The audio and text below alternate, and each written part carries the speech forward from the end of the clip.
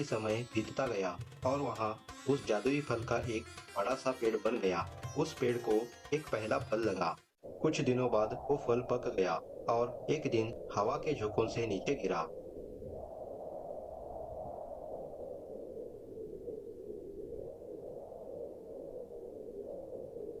सांप ने उस फल को खाना चाहा, लेकिन खा नहीं पाया। फन मारने से वो जादुई फल विशाल जहरीला बन गया। सांप उस फल को काटकर चला गया।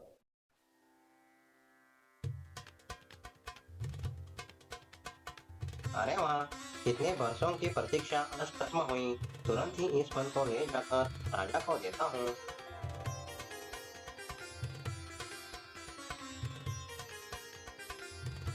राजा उस फल को देखकर बहुत प्रसन्न हुआ और उन्होंने वो फल सारे मंत्रियों को दिखाया। महाराज,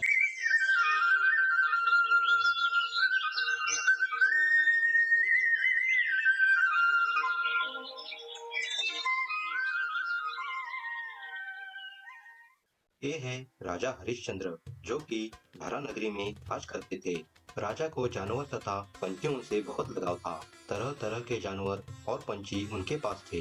जब भी किसी जानवर और पंछी की आवाज सुनते थे, तब राजा बहुत प्रसन्न होते थे।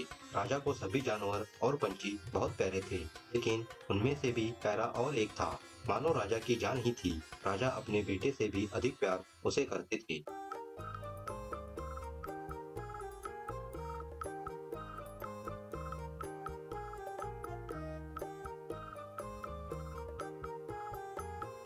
ये है वासु, जो कि राजा की जान थी। राजा उसे बहुत प्यार करता था। उसके बगैर एक पल भी रह नहीं पाता। ऐसा कहा जाता है कि राजा जब हिमालय घूमने गए थे, तभी वासु वहाँ उन्हें मिला था। तब से वो राजा के पास ही रहता था। वासु बहुत ही बुद्धिमान था। सच और झूठ का पता पलक झपकते ही वो लगाता था। उसकी कही कोई बात आज तक झूठ नहीं हुई थी। जब कोई भी काम करना हो तो राजा वासु को ही पूछ के करते थे। काम छोटा हो या बड़ा, वासु की सलाह लेने के बाद ही राजा अपना काम शुरू करते थे। इसी बात से राजा ने वासु को अपने राज्य का प्रधानमंत्री बनाया था। राजा के यही निर्णय से बाकी सारे मंत्री नाराज थे, लेकिन राजा के सामने कोई किसी की एक भी नहीं चलती थी। एक दिन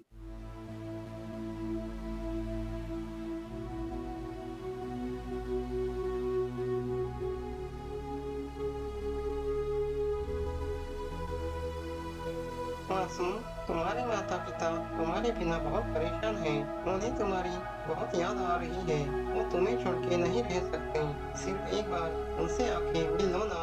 वासु को भी अब उसके माता पिता की याद सताने लगी। तुरंत ही वो राजा से अनुमति मांगने चला गया।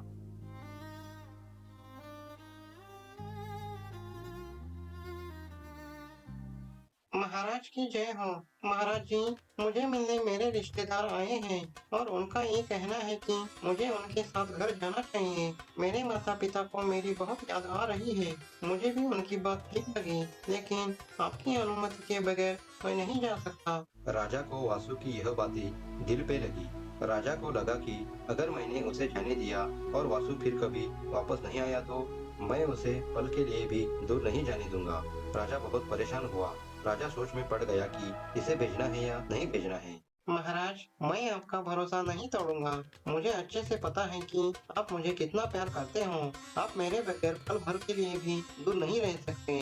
लेकिन मैं आपसे वादा करता हूँ कि सिर्फ एक हफ्ते के बाद मैं मेरे माता पिता से मिलके वापस लौट आ जाऊंगा और आते समय आपको एक कीमती जादुई फल लेके आऊंगा, जिसे आप खाते ही आपकी आयु घट जाएगी और आप फिर से वापस जवान हो जाओगे। फिलहाल मुझे जाने की आज्ञा दीजिए। राजा को जादुई फल की उत्सुकता हुई और उन्होंने वासु को जाने की आज्ञा दी और जल्दी वापस आने के लिए कहा। राजा के अनुमति के साथ वासु अपने रिश्तेदारों के साथ अपने घर चला गया।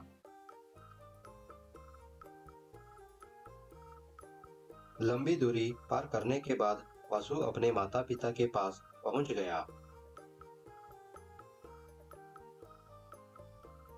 वासु के माता पिता वासु को देखते ही बहुत खुश हो गए। उन्होंने वासु का स्वागत किया। फिर वासु ने अपनी खुशहाली अपने माता पिता को बताई और उनके बारे में पूछा। फिर कुछ दिन वासु ने माता पिता के साथ खूब सैर की, खूब खाया पिया।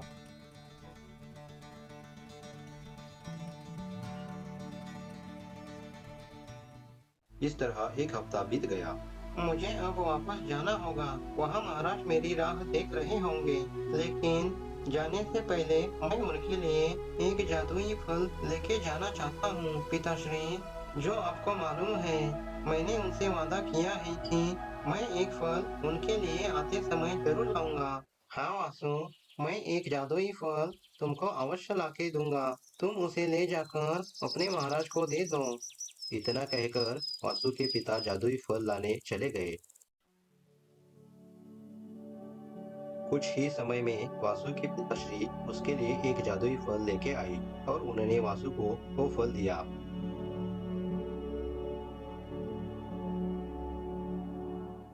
तुरंत ही वासु बड़ी सावधानी से उस फल को लेकर महाराज के पास चला गया।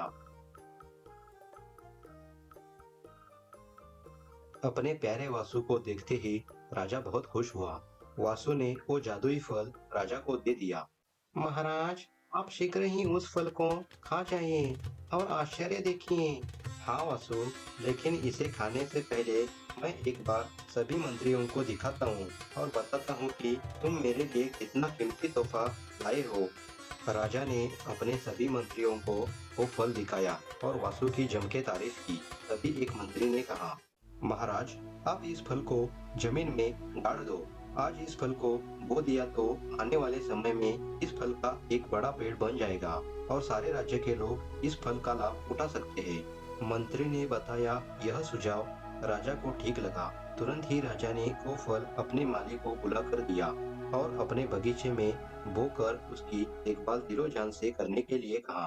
फिर माली ने फल को ले जाकर एक जगह बो दिया। ऐसा यह पेड़ का पहला फल है, इसलिए आप उसको भगवान को अर्पण करना चाहिए, शुभ रहेगा। फिर राजा उस फल को पहला फल समझकर भगवान के मंदिर प्रसाद चढ़ाने चले गए। राजा ने उस फल को पुजारी के पास देकर भगवान को प्रसाद चढ़ाने के लिए कहा और राजा वापस राजमहल लौटे।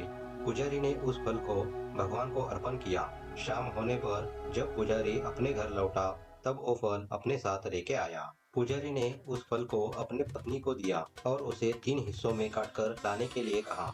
पुजारी ने उसका एक टुकड़ा अपनी पत्नी को दिया, दूसरा अपने बेटे को दिया और बचा एक खुद ने खाया। उस जहरीले फल को खाकर देखते ही देखते उसका परिवार खत्म हो गया। देखते ही देखते यह बात पूरे राज्य में फैल गई। लोग राजा के पास उस फल की शिकायत लेके चले गए।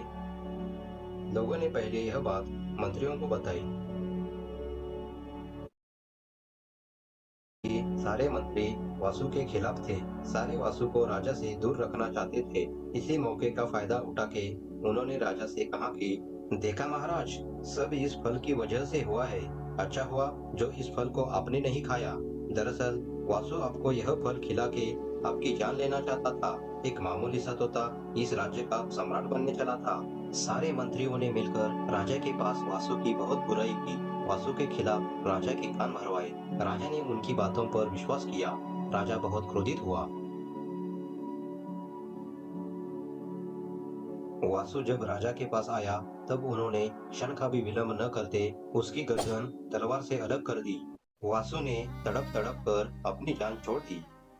सभी गांव वालों का अब विश्वास था कि ये कोई जादुई फल का पेड़ नहीं, बल्कि एक जहरीले फल का पेड़ है। अब कोई भी आदमी उस पेड़ के पास जाने से बहुत डरने लगा। लोगों ने वहां जाना छोड़ दिया। राजा भी यही चाहता था कि कोई भी प्रजा उसके इर्द गिर्द न जाए। इसलिए राजा ने पेड़ के चारों ओर लकड़ी का बाड़ बनवाया। एक दिन दो वृद्ध पति पत्नी वहां आए। दरअसल वो बुढ़ापे के कारण बहुत परेशान थे। एक दूसरे का बोझ हल्का करने के लिए वो जहरीला फल खाकर मरना चाहते थे। बूढ़े ने बाढ़ के उस पार जाकर एक फल तोड़ा। यह लो, आधा फल तुम खाओ।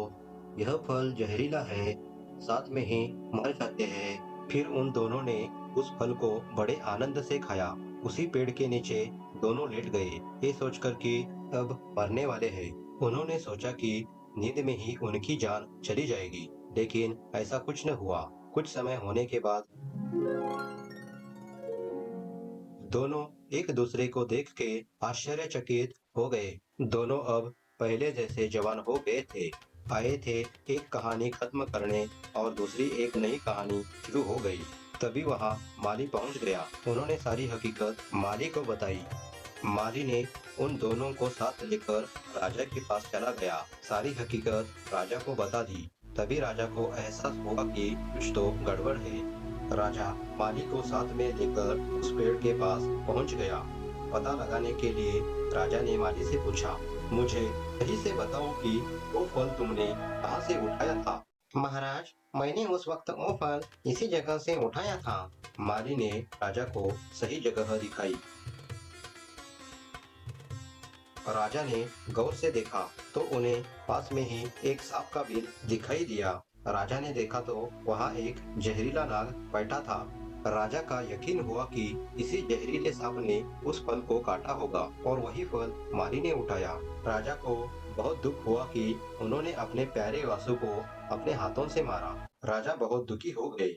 राजा समझ चुके थे कि कभी भी कोई जल्दबाजी में निर्णय लेना नहीं चाहिए। सही सोचकर और किसी को पूछ के ही अंतिम निर्णय लेना चाहिए। फिर राजा ने सारे प्रजा के लिए वो फल खाने के लिए अनुमति दी।